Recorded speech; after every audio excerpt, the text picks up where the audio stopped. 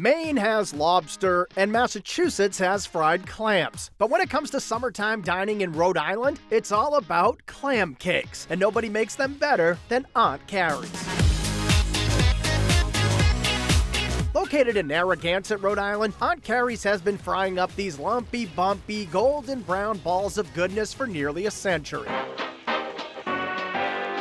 As legend has it, Carrie Cooper invented the clam cake back in the early 1900s by adding fresh clams to her corn fritter recipe. And today, those same clam cakes are served up by Aunt Carrie's current owner, Elsie Foy, who's been working here since she was a teenager. This is where I met my husband. Aunt Carrie was my husband's grandmother. And through all those years, not much has changed here, especially when it comes to making the clam cakes. We have our own special flour mixture with our secret ingredients in that. And then you just add some clams and a little bit of water and some eggs. You mix it all up well and drop it in some nice hot oil. We have 3 huge old-fashioned donut frylators, and you can put 8 dozen in each one of those. On a busy day, those fryers are always full, with batch after batch being fried to perfection. It's nice and fluffy inside, a little bit still moist. You can still see the steam coming out of this clam cake. And since they're all made by hand and dropped using antique spoons, each clam cake comes out with its own unique shape. It's kind of a funky one. It's got flat on one side. One year we had a collection of a zoo going here. It's like, oh, that one looks like a duck, that one looks like a giraffe. But whatever the shape, Aunt Carrie's clam cakes are always golden and crunchy on the outside, soft and doughy on the inside, and loaded with plenty of clams. Taste just one, and you'll know why they're an Ocean State institution. And if you've never had one and you tell me that, I'll just give you one to try.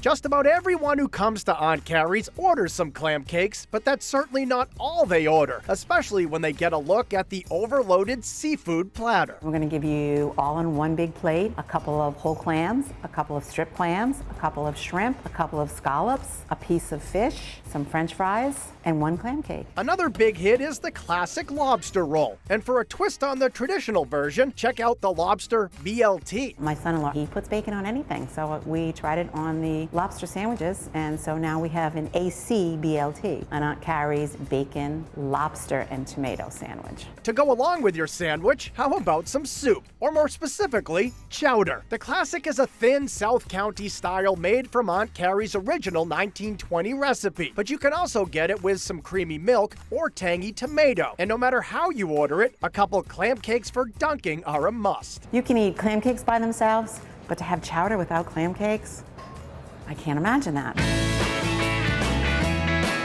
As you can probably tell, everything at Aunt Carrie's is old school. From the rustic dining room, to the old-fashioned fryers, to their mid-century mixer. It's from World War II, and this is what we mix our bread in the morning. That's right, every morning the kitchen bakes up big, beautiful loaves of homemade raisin cinnamon bread. I don't know how it started, why it started, but we've always made the raisin cinnamon bread, and some people will ask for that first. In fact, the bread is almost as popular as the clam cakes, and since it's packed with sweet cinnamon sugar, it's easy to see why. You see all that gooey and that cinnamon down in the bottom of that for sure. It's just gooey goodness.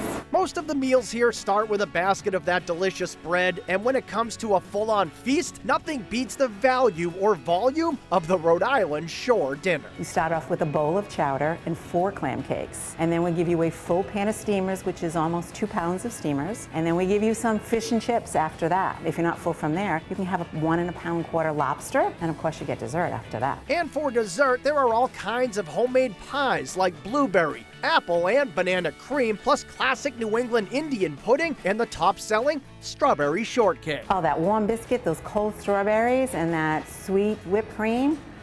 I don't know. How do you get any better than that? You really can't, because at Aunt Carrie's, customers take comfort knowing that same great food will always be there. We've tried to keep the same traditions. My husband was 3rd generation, my kids are 4th generation. We're serving the same kind of foods and menus that they did back in the 1920s and 30s. So people know they're going to come back and have the same thing. And hopefully it's giving them a really good, fuzzy memory, and they want to come back and celebrate that again.